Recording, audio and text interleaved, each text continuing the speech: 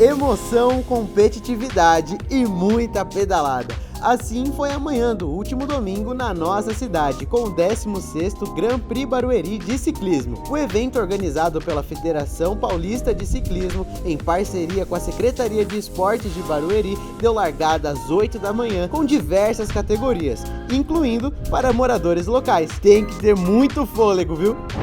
Foi uma sensação bem legal, né? Conseguimos, graças a Deus, escapar na primeira volta e continuamos mantendo ali o ritmo, trocando, revezando, até bater aí o tempo de prova e chegamos junto na chegada. Foi bem legal. Acho que é muito bacana e acho que mais importante aí é tá dando exemplo para a galera se movimentar mais, fazer uma atividade física, ainda mais na cidade de Barueri aí, que é nosso berço. Então é muito gratificante. O suporte aqui é incrível, então que continue assim, então tá de parabéns. Top demais, Barueri.